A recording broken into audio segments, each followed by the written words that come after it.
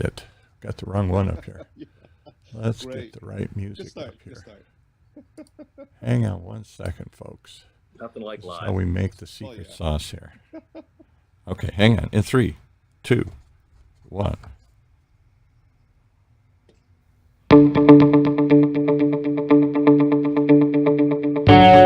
Hey, welcome everybody. It's time once again for another episode of Health Talks with Dr. Tren. The one show, maybe the only show that helps make sense of all the noise and show us the way to a healthier future. And today, well, I'm going to let him set this one up. This is an organization that's very near and dear to Dr. Tren's heart. Welcome, Dr. Tren. Hey, good morning, guys. Good morning. Another Thursday. I have Jim McAleer, who everyone knows. No introduction needed. President, CEO, Alzheimer's Orange County, with us today to chat and share some really important projects that we are launching here. And we want to make his family proud here. So is it McAleer or McAleer? I always want to say one of the McAleer. That's what I thought here. You said McAleer. Yes. Dr. Tren, he doesn't know. He's not so sensitive to those little subtleties in the brogue and the Scottish and the Irish. I'm a good Irishman. You're a good Scot. Before the show, give us a little bit of the brogue. I think we're all taught how to do it at birth here. It's a wee touch of the Scottish lad. I love it. But you know, when somebody goes by the nickname Iggy, they don't think other people's names are that important. That's right, exactly. They just it doesn't matter. Who cares what the name is? Well, let's bring everybody in here to Iggy's show. And tell me quickly, Dr. Tren, when you first got involved with Alzheimer's and why? Why did you join this organization and help? Ooh, it's been quite some time now. I've been with ALZHEIMER before it was ALZHEIMER, actually, and have when I was the medical director at MemorialCare Medical Group, and had a full practice, and somehow ran into Patty Moulton. That'll do it. Yes, and that's how I am involved. And the thing is, I had been taking care of patients for close to 17 to 20 years, and over the years, the majority of my patients were older patients from the Laguna Woods area. Right. A few hundred patients actually from that area that I was the primary care doctor of.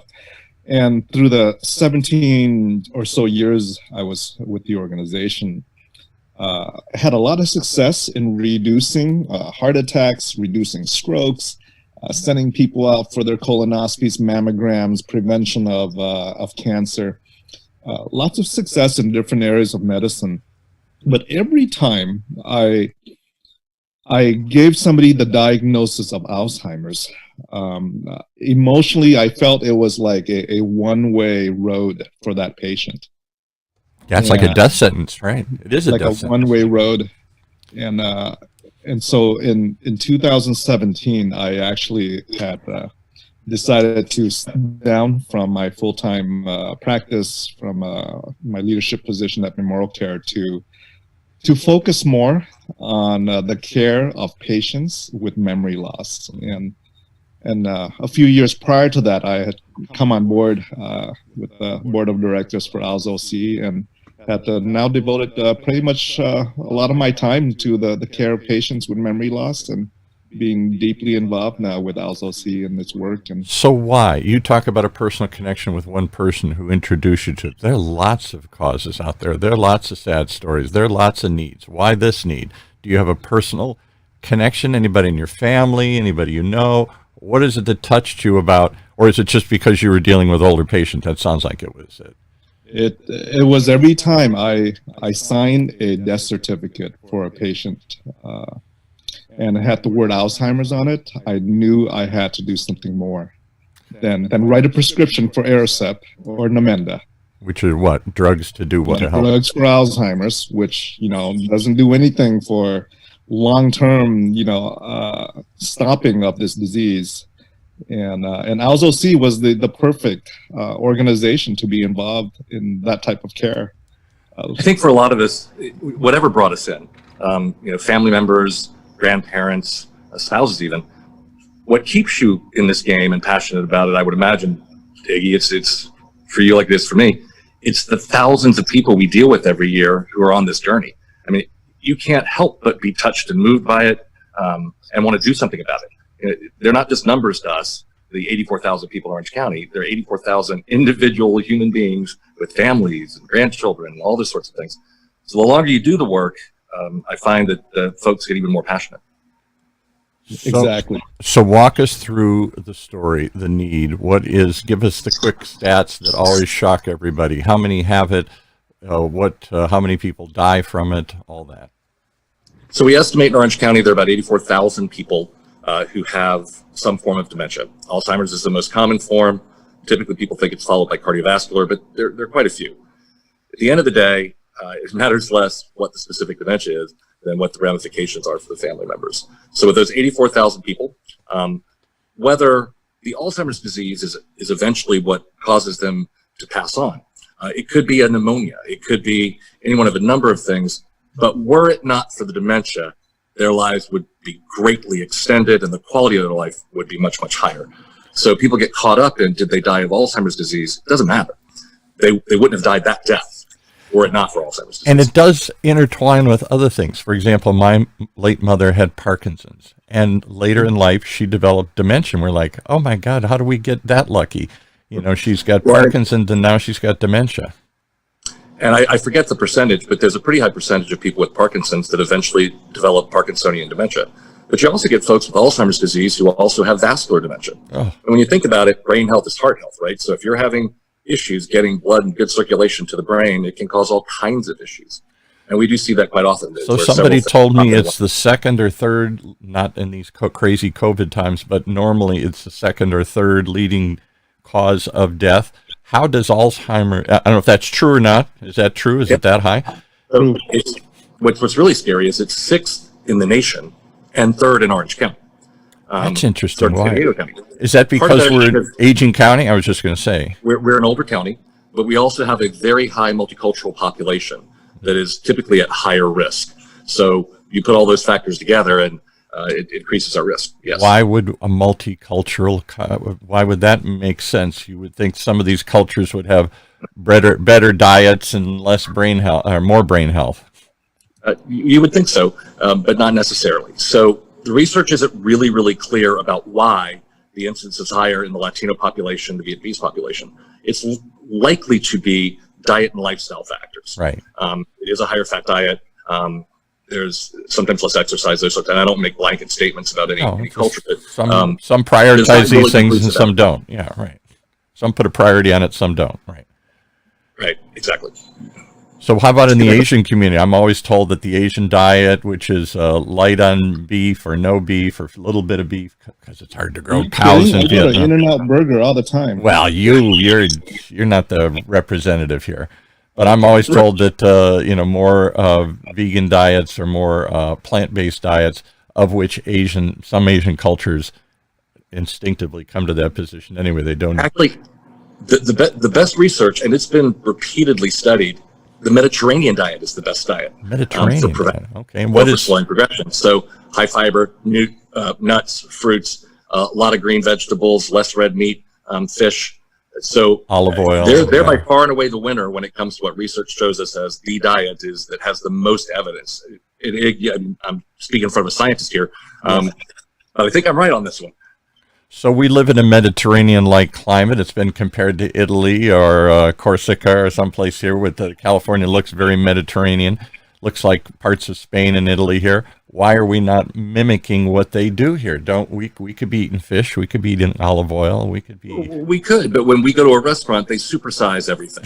We live a fast lifestyle. We live a fast food lifestyle. We're taught to clean our plates. Yeah. So it's not about whether we're still hungry. It's about clean your plate. I got an award. I was a Clean Plate Club award when I was a kid consistently. I used to get a little gold star. Yeah. So the Southern California lifestyle that everyone thinks is so remarkably healthy, not necessarily so. The incidence of obesity here in Orange County is less than, say, perhaps in the Midwest or the South, but it's still way higher than in most of Europe. Yeah.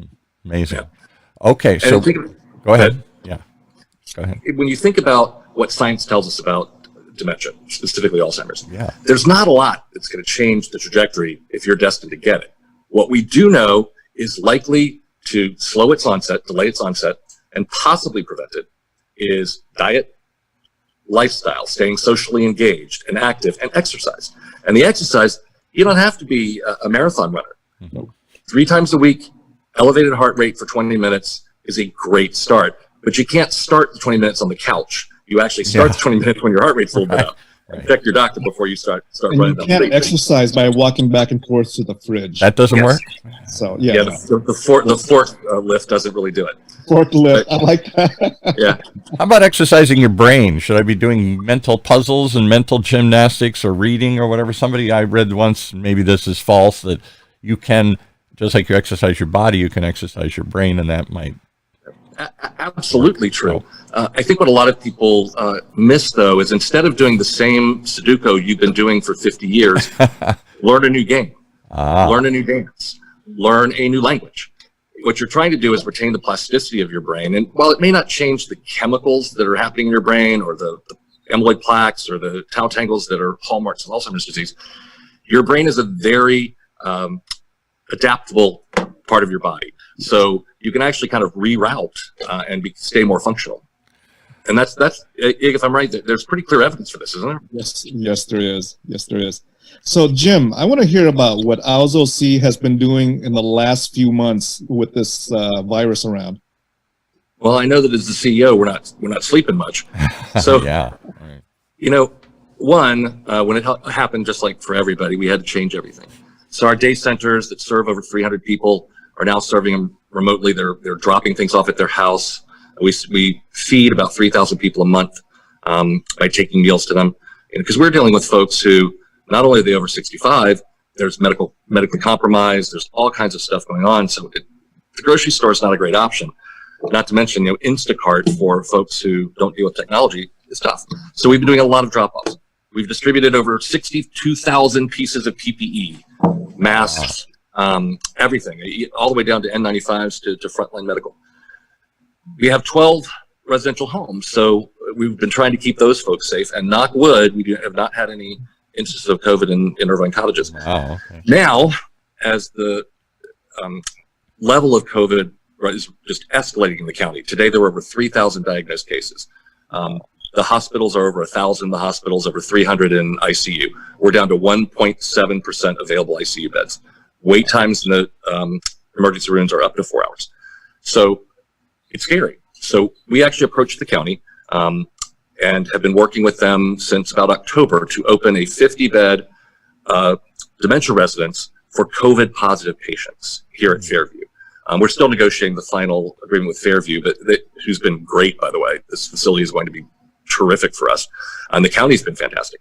So what we'll do is people who live in an RCFE, a residential care facility, and they become COVID positive, it's really hard to maintain them in that facility because they might infect the other patients. And our folks, when they get it, are at higher risk of great harm. But many of them don't need the hospital. So they're asymptomatic, lightly symptomatic, or moderately symptomatic. So that's who will come to this facility. And when we can get those things under control, they can go back, and we don't believe they're contagious anymore, they can go back to their primary home, their residential care facility, and it lessens the bed load in hospitals. So we are not a medical facility, we're a residential care facility, but we do have a nurse on staff for every shift 24/7. We have a medical director who is on this call with us. And Me? I'm the medical director? Well, thank you. I appreciate that. Paul, you do great. Trust me, you don't want those calls, I promise. So we're here at Fairview today. Actually, it's the first day that our new staff are coming on to train. We will have them through most of next week while we're loading in furniture, because the building's completely empty. There's nothing here except for walls. Let me stop you. Is Fairview the place they've been talking about that is the closed? I don't know what it was, but it was a mental health facility or something, and it's been closed for years, and it's owned by the government, and it's been sitting there, and they were going to put there was some talk of putting initially isolating, quarantining patients there, and then everybody got scared and said, no, don't bring them down here.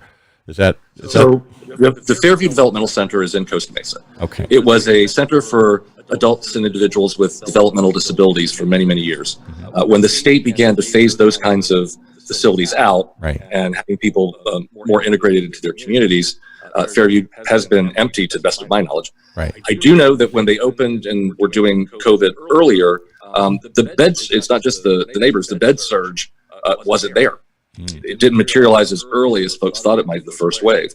So we are one part of the service for people with COVID at the center. I don't know much about the other. I believe there's 180 beds in another part of the complex. But But everybody's yes, in a we are panic. part of all of that. Where do we put everybody with COVID? We can't fill up all the ICUs with them, particularly if they don't require ventilation or intubation or whatever you call it.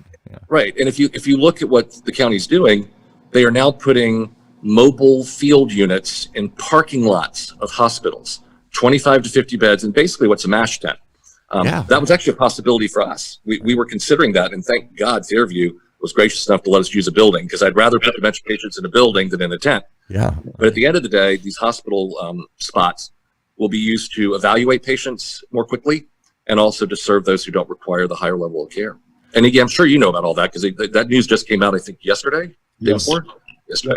What percentage, we had somebody on one of these other shows talking about, and maybe you guys can educate us again. If I'm over 65, I obviously have a higher risk of having a bad case of COVID here. And if I start to have underlying conditions, Alzheimer's, diabetes, other sorts of things, it skyrockets then now it's life-threatening. What percentage of people my age and older, 65 and older, if they get COVID, are going to have some sort of hospitalization and not be able to ride this out at home? How many of us are going to have to go somewhere, either just to get safe or because it gets really serious? I'm going to leave that one with Iggy. I don't know the exact number. I know it's high. I know it's high too. It's definitely higher than if you're younger, but it's not age alone. It's really age combined with other health conditions that you have. You know, do you have obesity? Do you have diabetes, hypertension, or are you just older and healthy? Right. So it's a mix and match of all those different criteria. But obviously, you're older, you're more likely to have one or more of those underlying conditions just because you're older. And certainly, if you have dementia, you are. Oh, 100%. Why does dementia affect all this? I don't get why dementia makes a difference in whether you stay alive or not. So if you think about a person who is slowly losing their ability to relate to the universe, if you will, that also means that they're more likely to be socially isolated. They're less likely to exercise. They might be at the early stages where they're forgetting medications. They're less likely to manage their health in any one of the many ways we all manage our health, even with active and engaged care partners. They're just more at risk by the nature of the disease. And they are certainly less connected to the society around them, which we all use for societal supports. So it doesn't change something in your body. It doesn't lead to heart attacks, but it might be a contributor because you're not doing what you need to do. So the dementia doesn't necessarily do that. But if you think about folks with vascular dementia, they already have heart problems, if you will. That's what it is. It means that you're having trouble getting the right amount of blood to the right parts of your brain. So that likely means you have other issues with your heart. So it's totally interwoven. And then when you start getting into things like Lewy body and frontal temporal and all the many pugilistic, most of them come with other medical issues besides just memory loss. And what you rattled off some terms like pugilistic means fighting. I don't know what that means. Does it mean there are different types of Alzheimer's, or? Yeah, pugilistic is a type of Alzheimer's. It's one you think of, boxers get it, hockey players get it. We're learning more and more about the impact of concussions, particularly on younger people as they age. There are a couple of different conditions, and a lot of them are lumped under pugilistic dementia. But there is Parkinsonian dementia, there's frontal temporal dementia, Lewy body dementia, and a host of others. There's alcohol-related dementia for folks who've had problems with alcoholism. Wow. So all of these things can lead to a deterioration in your brain. And is that what Alzheimer's is? Give me a one-term definition to cover all of this. Is it just cognitive decline, as you say? It's mental fogginess? It's your brain not functioning anymore here? So everything we've been discussing are dementias. Dementia is the umbrella term, just like cancer is an umbrella term. But then you've got breast cancer, prostate cancer, esophageal cancer. So with dementia, you've got Alzheimer's most common, vascular second. and. But dementia is really the overlying term for a neurologically impairing condition that impacts your ability to function in the world. I'd love to hear from your audience, Dr. Trin. Has anybody else had stories like mine? And while they're doing that, I'll just share some of my own stories here, because I don't think most people talk about it. There's something very deeply embarrassing about mental decline. And you can't, too often we want to say, well, you're just getting old. Of course, you're not going to think very well. It just goes with the territory. In my own mother's case, it didn't come on quickly. The Parkinson's was what we were focused on. But the Parkinson's led to her fear of falling, which meant that she didn't get out of bed very often or do much, because every time she did, she'd start to panic she was going to fall. And then that meant that she got weaker and weaker and weaker, and the fright and the fear took over. And at some point, the fear became morphed into some kind of dementia here. I couldn't tell you when or how, but it was just one day we realized she's not quite there anymore. She's not all there. It was a fog. It was a fear. It was is that it's so for sad. Most people? And you know, Paul, the holidays are a time when we often find out where our loved ones are at. Yeah. This year's a little bit different, but you know, kids go home to visit aging parents or grandparents, and all of a sudden realize, oh my gosh, the car keys are in the refrigerator, and mom doesn't remember what she had for breakfast. Yeah. And I was here 6 months ago. It can absolutely be a rapid, not necessarily just the rapid decline, but the awareness of the decline can be really quick. It can be shocking to the person and to their family. The best description I ever heard, I had the privilege of getting to know and do some work with the late, great Maureen Reagan, President Reagan's daughter. Oh, wow. And she spent the last years of her life very involved with her father. And when he publicly came out and gave kind of an emotional letter and said, "This is my sign off. I'll still be around, but you're not going to see me anymore, because I'm very rapidly declining." And I don't know if somebody wrote it for him or whatever, and she described it, and Nancy Reagan described it this way. She said, "It's as if he was dead, but we haven't buried him. He's still walking around, but he's just not there." I would tell you, I understand the sentiment, but I think for so many of our families, their loved one is very much still there. Their memories aren't, their humanity is. And I think that the key to successfully managing this disease condition is to keep that humanity front and center, that person as a human is still with us, still can experience joy, pain, sorrow, sadness, happiness, and all those sorts of things, so that we don't just relegate someone to waiting for the end of their life. That's too easy. You know, what our job at Alzheimer's Orange County is to equip caregivers to take care of themselves, while not just caretaking for their loved one, but trying to do the best they can to keep that person as whole as possible and with as much quality of life as possible. But I absolutely understand their sentiment. We often talk about it as losing somebody one memory at a time. Yeah. Wow. So how much is, I guess it's a spectrum, it's a continuum, but how much is there? I mean, the memories are lost and there's confusion and they get frustrated. But at some point they really do not even recognize who you are and around them. I guess they can still be happy. There are some strategies to assist. We know that music plays a big role in memory loss.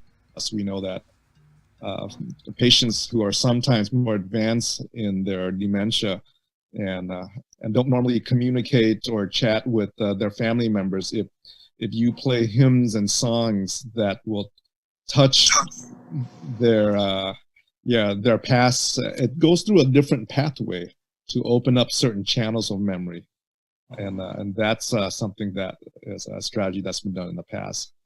We've had people at our interfaith services who have not spoken in many, many months who will recite the Lord's Prayer verbatim because it's so deeply ingrained from their early childhood and earliest days. We also find that folks with late moderate stage, old movies, old songs will often resonate, and you'll get people who clearly are following and tracking what's going on when their ability to communicate is severely diminished. So going back to older things is definitely a strategy. I love the music, Iggy. I mean, we see again and again, music and art can often allow people to communicate in a way they would not normally be able to. You might have seen a recent YouTube video that was all over Facebook about a 90-year-old ballerina who was a prima ballerina with the Met, and they were playing Swan Lake, and they showed a video of her dancing as a youth, and then they showed her at 90 doing the exact same arm movements, completely unable to talk. And she would do them for a second, then stop. It was abundantly clear she was exactly what she was doing. I also just saw one this past week of a 90-year-old composer who no longer spoke, but he sat and played an absolutely gorgeous Moonlight Sonata. So my point, and I think Iggy's, they're still there. They're still with us. It's just the memories that have left the building. This would be hard to figure out, and maybe I'm asking too much of science here, but how much, I wonder what they really feel inside, because they don't talk. So it's like sort of being in a coma. People come out of a coma. We had somebody on one of our shows a while ago, and he was talking about he had been in some sort of accident, and he was in a coma, and everybody's standing around him saying, should we pull the plug? Is this the end? And he's trying to communicate. He's trying to break out through that fog. He could hear them, but he couldn't communicate. And eventually he came out of the coma and was able to tell this story. And I thought, how frightening. Are they listening to us and hearing us? Are they understanding the fog that's there, or are they just happy in their bliss here that, you know? So yes, all of the above. All of the above, yeah. I think what's really common for our folks that we work the hardest to deter is fear. So you're talking about, I'm trying to search for a word. I'm trying to search for your name. I'm trying to figure out how to get the fork to the mouth. And I just can't do it. So there's frustration, and of course there's fear. So a lot of our work is in reassurance. We do have folks who are absolutely joyously happy. I mean, just their whole being just exudes joy. We also have folks who spend a lot of their time in sadness. So just like us as human beings, we have a whole wide range of emotions. So do folks with dementia as the disease progresses. My mother later stages. My mother focused on the fear, which started up fear of falling and fear of and the shame of being seen. I think that was a big part of it too. She didn't want anybody to see her shake, even her own family. She didn't want to see them in the last years or two. They didn't know how bad she'd become. And as she got more dementia, that was one more reason. I'm not going out. I'm not going to church. Nobody's going to see me. I'm just going to stay isolated a while. And then that led to a depression. You know, it started with fear and shame.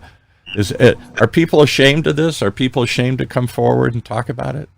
That's one of the most tragic things about this disease is people don't go for help soon enough because they're scared they might have it. They know they have it and are scared for people to know that they have it. We have people, because our building, our main office in Irvine, says Alzheimer's Orange County. And I'm not sure that was a great move for us, because there are people who won't come to our building because they don't want people to see them come and go from a building that says Alzheimer's on it. Oh, wow. And I get that. Wow. I get that. So we spend a lot of time trying to assuage those fears, and people also think there's nothing they can do about it. So why would I want to know?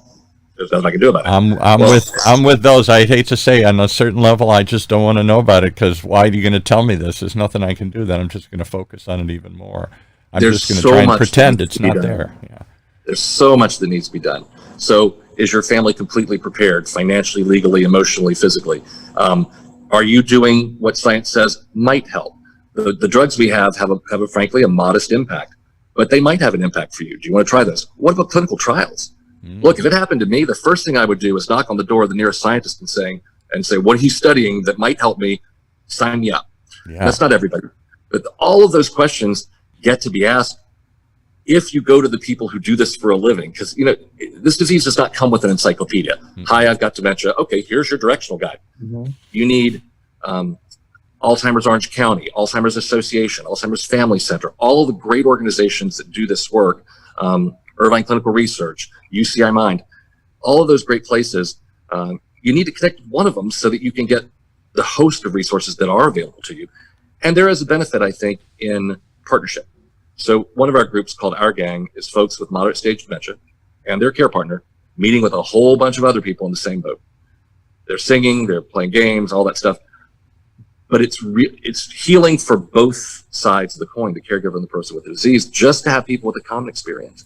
Otherwise, sadly, like your mother, you end up isolating and completely going down the slide of depression, already common in seniors. That just makes it worse. How about support groups? Because that's what we needed. My dad was trying to be a tough Midwestern, World War II generation kind of guy, bomber pilot. I can fight anything. I can do anything.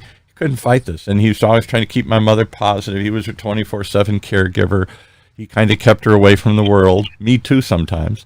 And when I'd see her, oh, no, she's fine. She's fine. Everything's great. I got it all dialed in. And I'm going to get choked up here, but it was that there's a huge impact to the surrounding family. Now, I get it. It's their problem, and it's horrible, and we're focused on them. But we don't focus on the fallout all around.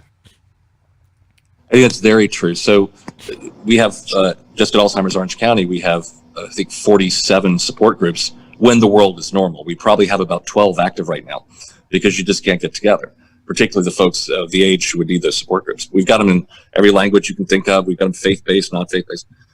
I believe Alzheimer's Family Center has support groups, as does the Alzheimer's Association. So, and there may be others I'm not aware of, but just reaching out and connecting to other people in the boat exactly that you are in, Paul, I think can be helpful because you hear, it's not unique to your situation.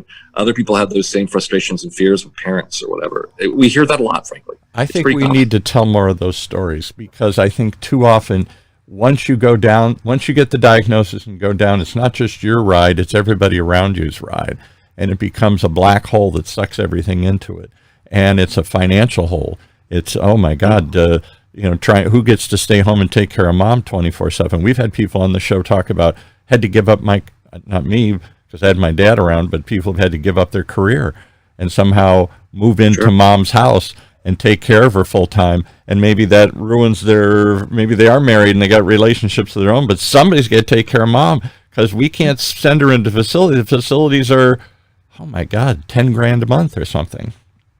So residential care can run anywhere from $5,000 a month. You can find them for less than that and on up. Right. And a lot of families don't have those resources. Social Security is not enough to cover it. Medicare doesn't cover it.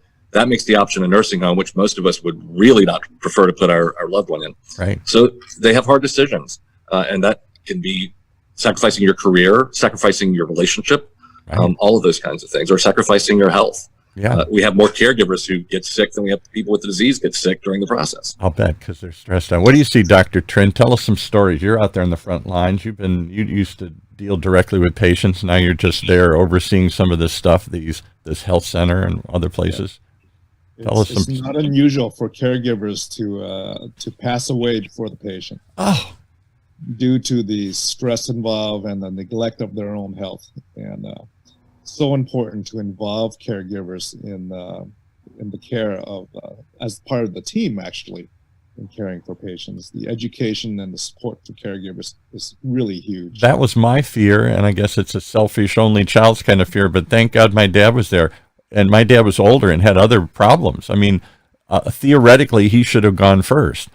But he might have had tremendous will. He wasn't going to let this happen. But had it happened, and it could have happened, had he died, he had leukemia, and he'd had a stroke and other sorts of things. Had he not been able, had he gone first, I don't know what I would have done. They didn't have the resources. I'm not sure I had the resources, and I don't know what. Lucky me, I didn't have to go through that. She died. Lucky me. So Jim, show us around where you. Yeah, let's see at Fairview. What are we looking at? I know it's a bunch of empty rooms, but can it is a bunch of empty rooms. But I am paint a picture. I am currently in what is the kitchen/cafeteria. Okay. So there are two sides to this building.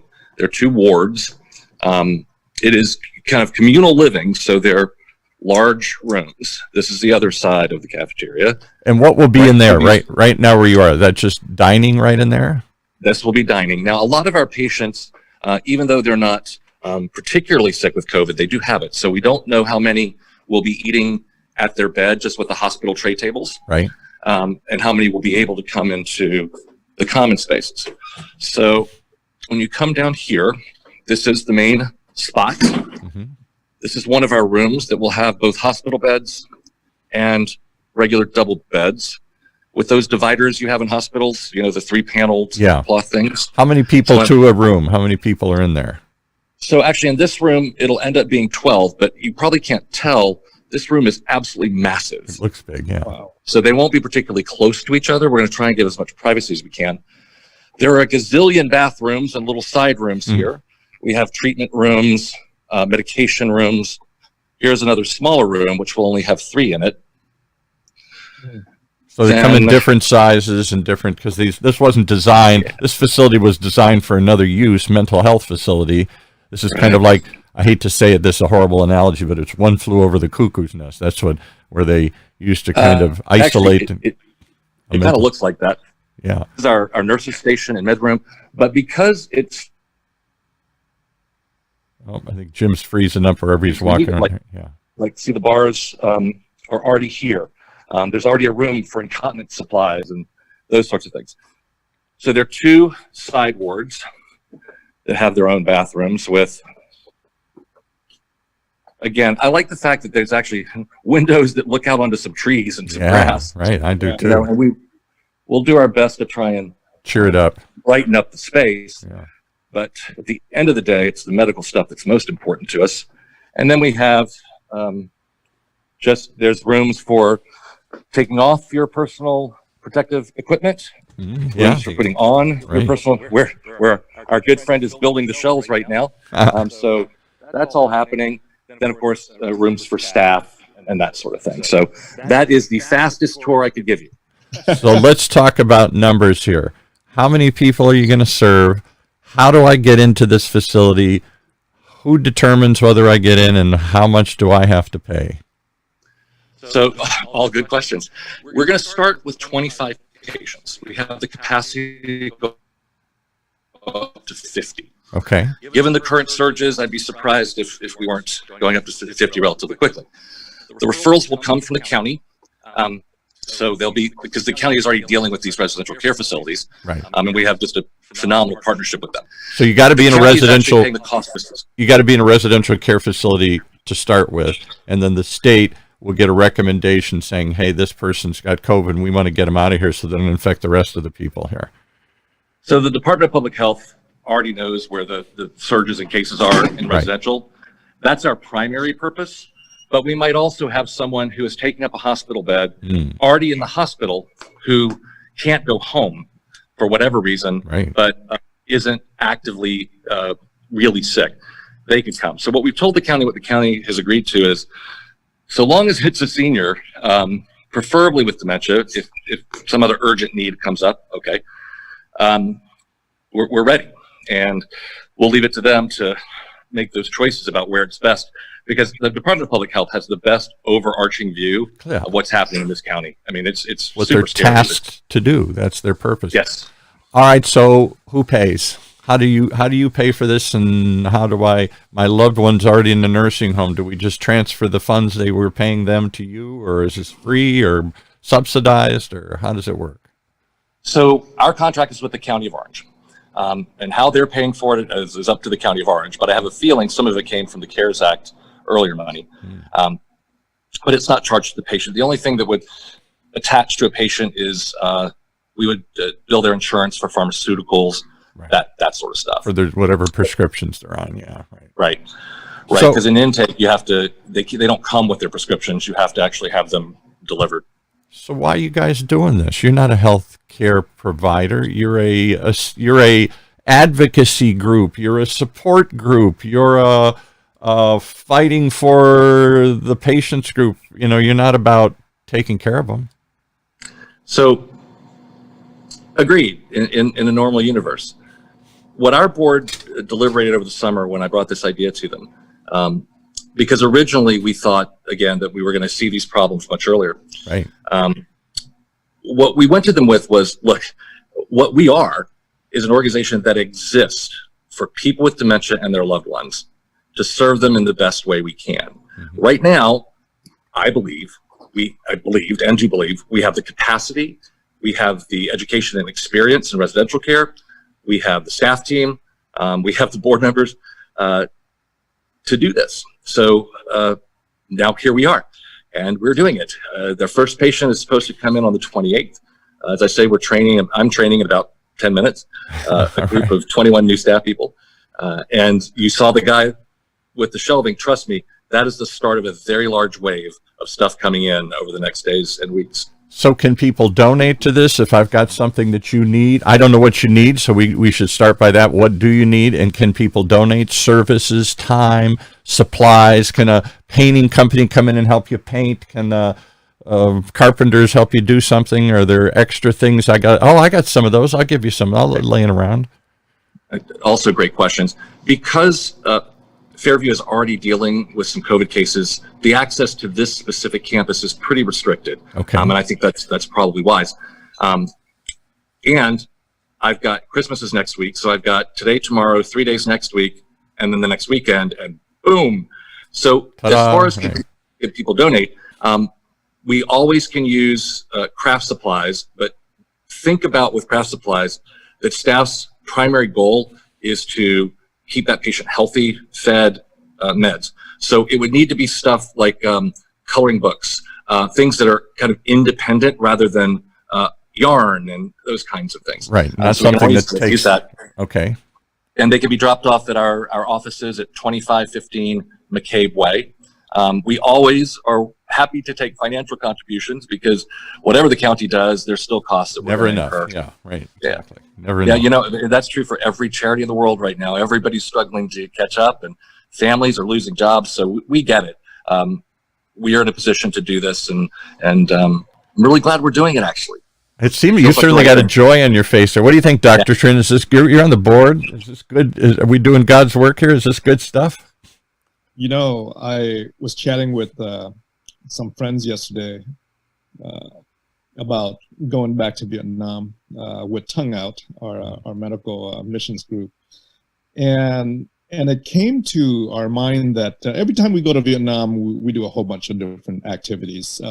Orphanages, eye surgeries for the blind, medical clinics. But we always go to visit patients who have had been impacted by leprosy. Oh.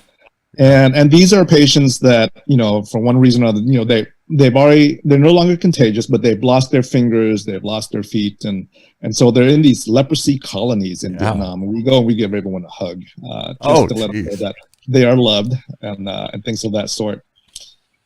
Society don't always want to be around these patients because of this stigma, right? That you're going to catch something by simply hanging out with patients with this diagnosis.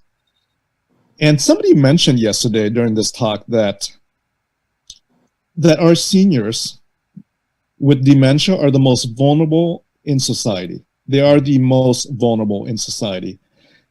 And then you add to that the diagnosis of COVID to these folks. And now nobody wants to quote unquote touch them. Right. This to me is modern day, leprosy attitudes. And so we have to do this. We have to go out and reach, the least of these in society. Not only do they, are the most vulnerable with their, with their diagnosis, they're now even more vulnerable with COVID. And so this is our mission. We have to do this. And that's how you're going to get me choked up and crying here. Boy, that's a hard, I'm glad I asked that question. That's a good one because that really goes to the heart of it. The heart of this organization is about helping these people. How can you just stand back and wring your hands and say, well, we need to raise more money and we need to get more support groups and gee, it's hard to get, so many of our other things are curtailed. I'm sorry that this population that we love is struggling extra hard right now, but sorry, you're on your own. That runs against the whole mission. Yeah. I've got 40 years in the nonprofit world, and I firmly believe money follows service. Yeah. Serve purely, serve for the right reasons, the money will come. For 40 years, it's been there, so I'm going to stick with that.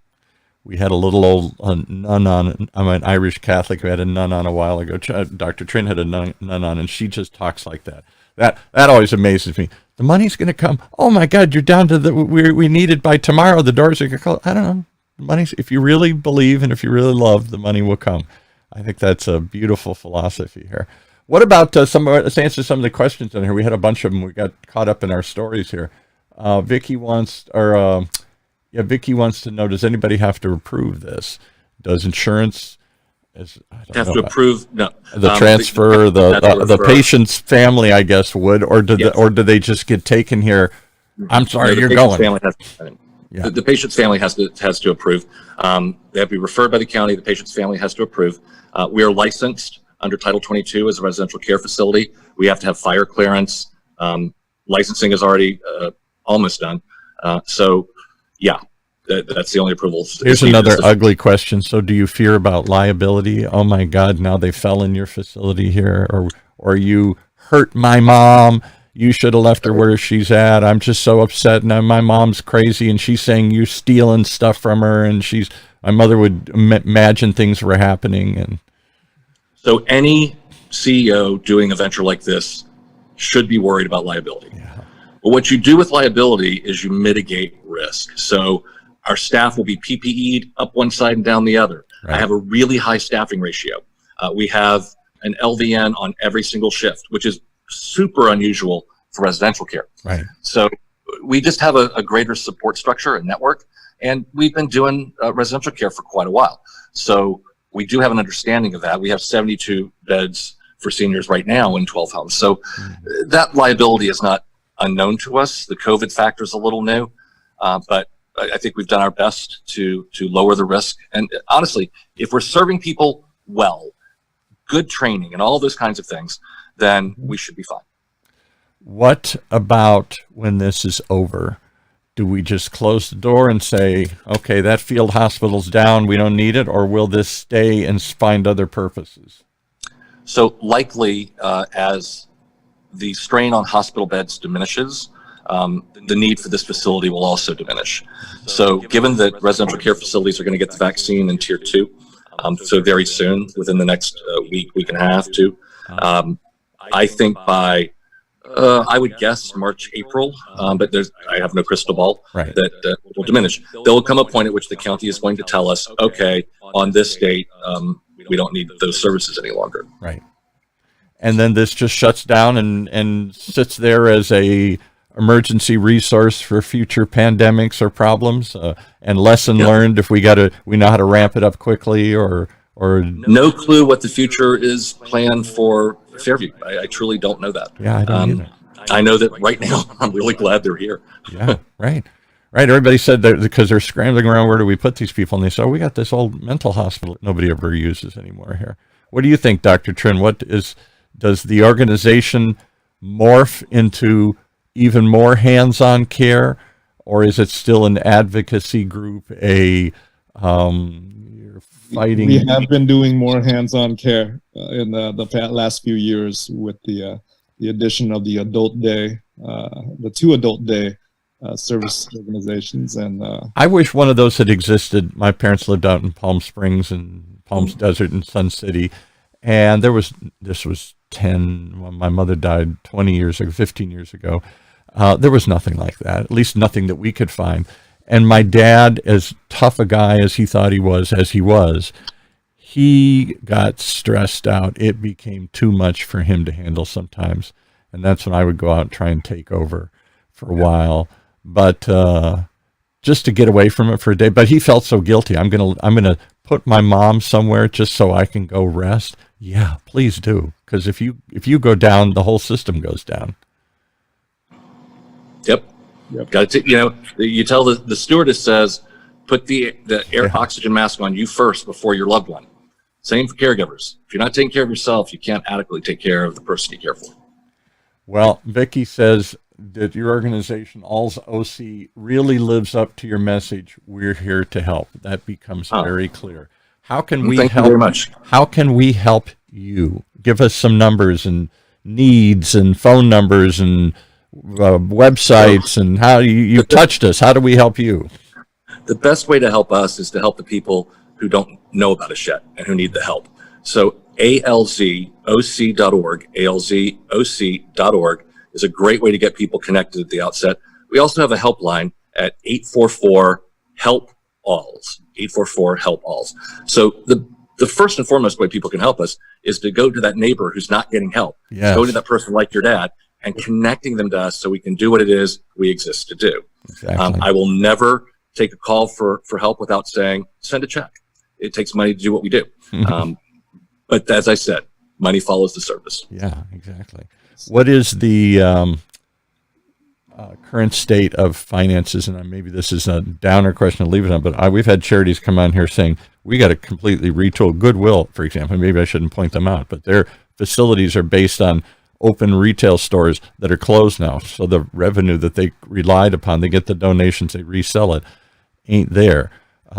People are scared and troubled. They may not be giving like they once would. Are we facing, I guess what I'm fearing is, let's talk not so much your organization, are we facing a second tsunami that's going to hit for charitable organizations 6 months down the road when they realize they've all run out of money and not going to make what they did last year? I think it's hitting for some now, particularly the smaller organizations. Our board has done a wonderful job with our finances. We have a strong, prudent reserve. We have taken some hits. That said, our first virtual gala was August, and we made more money than we've ever made. Really? Our walk, yeah, it was great. It shocked me, but I mean, I knew it was going to be great. It shocked me. It did so well. Our walk was down significantly over last year. Yeah, our general donations are down significantly over last year. But we, have that prudent reserve, and our day centers are billable income. Our residential care is billable income. So we have a pot of our income that's a little bit more stable than charitable donations can be. Our grants have been, fortunately, pretty stable. So bottom line, we're absolutely okay. We're just pretty sure we need to be careful and cautious with our money, because I think we need to last 18 months to 2 years to get past the impact of all this stuff. I do too. I think there's going to be, I call it post-COVID syndrome. There's going to be like a post-traumatic stress. There's going to be a delayed reaction that 6 months later we're going to feel the fallout and the full brunt of what happened. We all got hit in a car crash and we came out and we shook, I'm okay. It isn't until later you start to go, wait a minute, I'm not okay. All right. Yeah, we're going to have some serious nonprofit whiplash. Yeah, exactly. Well, we're going to try and make it less for you guys here. Keep up. You are doing God's work here. I really do think that, and I applaud you for doing it. Give us the website and phone numbers one last time. Sure.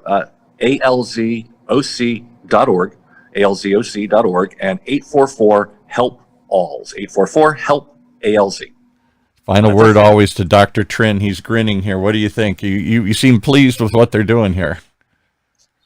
Oh yeah, well, I'm inside the building. I live it every day and see the actions from the inside. It's amazing work, amazing team, and I'm glad to just be part of the family. All right, good. Well, I'm glad that you're all there, and I'm glad you keep coming back and telling us as when they maybe 3, 4, 5 months down the road when this starts to dissipate. What comes next here? Because I think we're going to be doing a lot of shows, the media, in the next 6 months on that whiplash, on that what happened, and what have we learned from this, and where's the need now? So have you come back and look at that kind of post-COVID diagnosis of where we're all at here. Sounds good. Okay. Sounds good. Thanks so much. All right. That's going to wrap it up for today here.